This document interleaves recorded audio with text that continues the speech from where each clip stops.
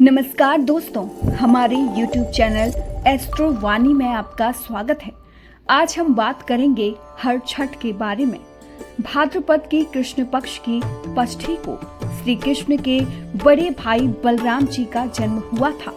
कुछ लोग माता सीता का जन्म दिवस इसी तिथि को मानते हैं। बलराम जी का प्रधान शस्त्र हल तथा मूसल है, इसलिए उन्हें हलधर भी कहते हैं।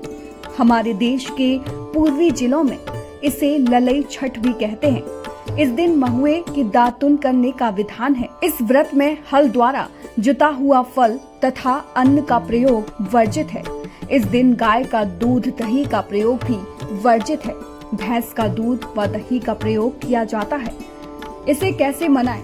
तो इस दिन प्रातःकाल स्नान के पश्चात पृथ्वी को लीपकर एक छोटा सा तालाब बनाया जाता है, जिसमें झरबेरी, पलाश, गूलर की एक एक शाखा बांधकर बनाई गई हर छठ को गाड़ देते हैं और इसकी पूजा की जाती है। पूजन में सतंजा यानी गेहूं, चना, धान, मक्का, ज्वार, बाजरा, जौ आदि का भुना हुआ लावा चढ़ाया जाता है। हल्दी में रंगा हुआ वस्त्र तथा सुहाग सामग्री भी चढ़ाई जाती है। तो कथा ये कुछ इस प्रकार से है कि एक गर्भवती ग्वालिन के प्रसव का समय समीप था। उसे प्रसव पीड़ा होने लगी थी। उसका दही मक्खन बेचने के लिए रखा हुआ था। वह सोचने लगी, यदि बालक ने जन्म ले लिया तो दही मक्खन बिक नहीं पाएगा। यह सोचकर वह उठी और सिर पर दही मक्खन की मटकी रखकर बेचने चल दी। चलते चलते उसकी प्रसव पीड़ा बढ़ गई। वह झरबेरी की झाड़ी की ओट में बैठ गई। उसने एक पुत्र को जन्म दिया। अलहड़ ग्वालिन ने बालक को कपड़े में लपेटकर वहीं लिटा दिया और स्वयं मटकियां उठाकर आगे बढ़ गई। उस दिन हर छठ थी। यद्यपि उसका दूध व मक्खन गाय भैंस का मिला जुला था, पर उसने बेचते समय यही बताया कि यह केवल भैंस का है, इसलिए उसका दूध दही बिक गया। जहाँ ग्वालिन ने बच्चे को छिपाया था, वहाँ एक किसान हल चला रहा था। उसके बैल बिदक कर खेत की मैंड पर जा चढ़े। हल की नोक बच्चे के पेट से टकरा जाने से बच्चे का पेट फट गया।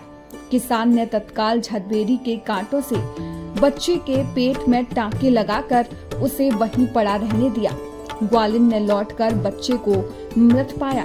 ग्वालिन ने सोचा, यह मेरे पाप का फल है। मैंने आज हर छठ के दिन व्रत करने वाली अनेक स्त्रियों को गाय का दूध दही बेचकर उनका व्रत भंग किया है। उसी का मुझे दंड मिला है कि मेरा बच्चा मर गया। उसने सोचा कि मुझे लौटकर अपना पाप स्वीकार कर प्रायश्चित करना चाहिए। वह लौटकर वहां आई जहां उसने दूध दही बेचा था। उसने गली मोहल्ले में घूम घूम कर अपने दूध दही का सारा रहस्य जोर जोर से आवाज लगाकर प्रकट कर दिया। यह सुनकर स्त्रियों ने अपनी धर्म रक्षा के विचार से उसे आशीष दिया। जब वह वापस उसी खेत में पहुंची तो उसे उसका पुत्र जीवित अवस्था में मिला। उसी दिन से ग्वालिन ने पाप छिपाने के लिए कभी झूठ न बोलने का प्रण किया।